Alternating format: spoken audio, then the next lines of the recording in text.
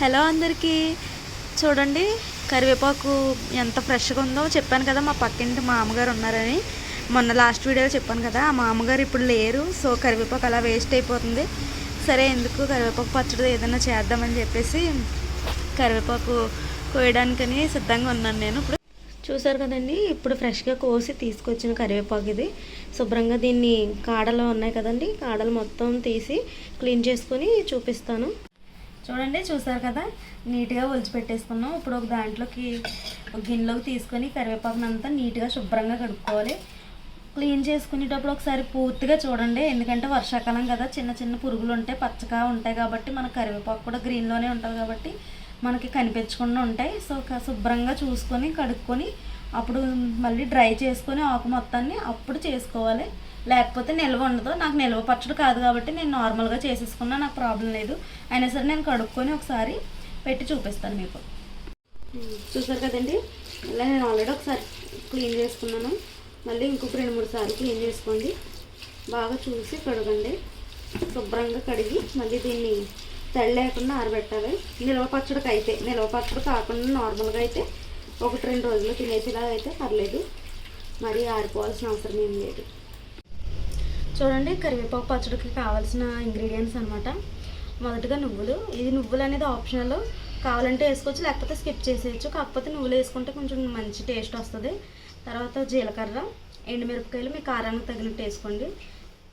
ఒక నిమ్మకాయ సైజ్ అంతా చింతపండు, కొంచెం ధనియాలు ఎక్కువ వేసుకోకండి, చేదు వచ్చేది.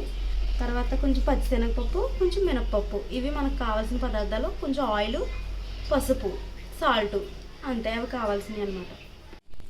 చూడండి, ఫస్ట్ స్టవ్ అంటించుకొని ప్యాన్ పెట్టుకొని కొంచెం పెనం హీట్ అయిన తర్వాత నువ్వులు చిటపట్లు ఆడే వరకు వేయించుకోండి.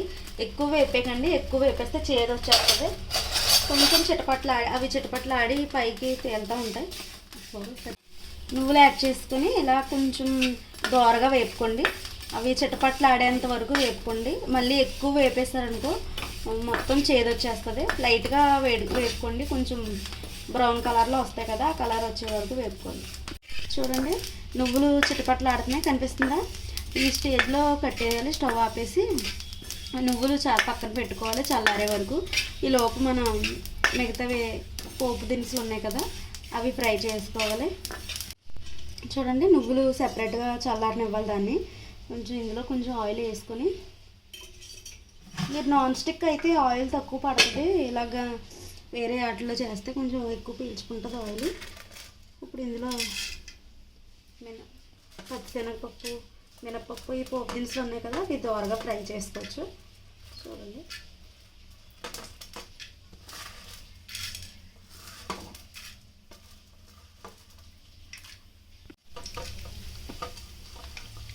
మినపప్పు, పచ్చిశనగపప్పు, కొంచెం ధనియాలు, ఇవి కొంచెం ఫ్రై చేసుకుందాం. చూడండి, ఈ విధంగా ఫ్రై అయిన తర్వాత ఎండుమిరగాయలు ఫ్రై చేసుకోవాలి. తర్వాత మనం తీసి పెట్టుకున్న కరివేపాకు,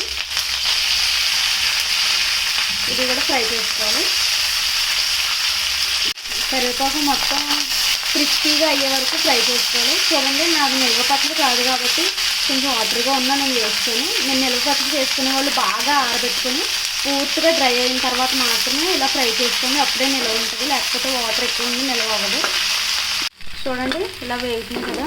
ఇందాక మీకు చెప్పడం మర్చిపోయాను, 4 వెల్లుల్లి రెమ్మలు ఇలా పొట్టు తీసుకొని వేసుకోండి. తర్వాత చింతపండు చూపించాను కదా, అది కూడా ఈ స్టేజ్లో ఉన్నప్పుడు వేసేసుకుంటే చింతపండు మెత్తబడి కొంచెం తొందరగా గ్రైండ్ అవుతుంది, లేకపోతే గమ్ముని గ్రైండ్ అవ్వదు. చూడండి, ఫ్రై అవుతుంది, ఇంకా ఫ్రై అవ్వాలి, మొత్తం క్రిస్పీగా అయిపోవాలి, అంతవరకు ఫ్రై చేసుకోండి.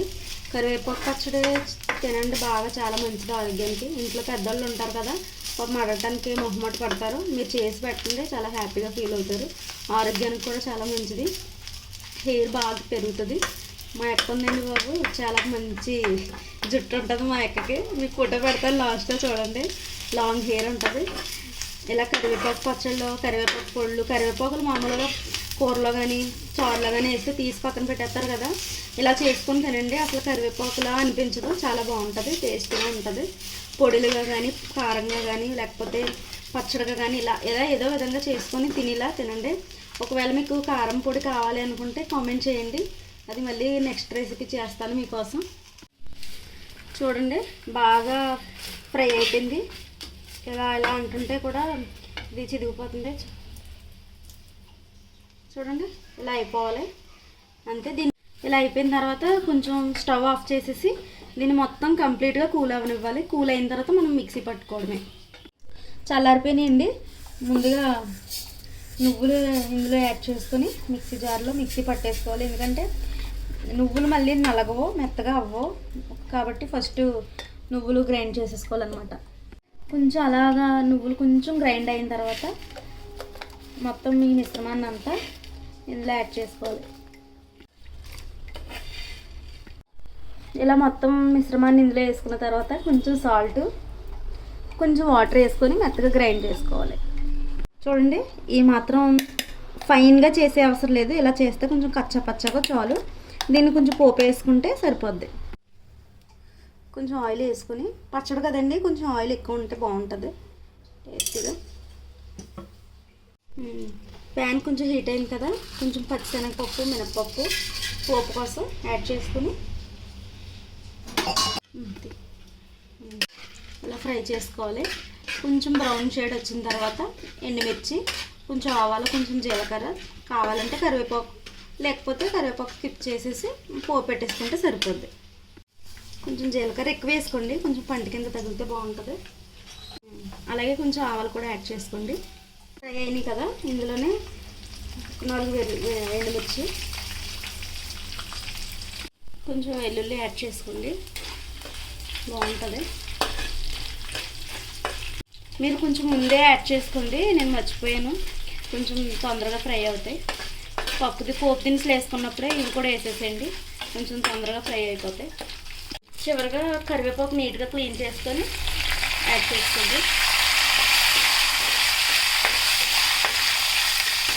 అంటే యాడ్ చేసుకున్న తర్వాత మనం మిక్సీ పట్టుకున్న మొత్తం కరివేపాకు పచ్చనంతా ఇందులో యాడ్ చేసేసుకోవాలి.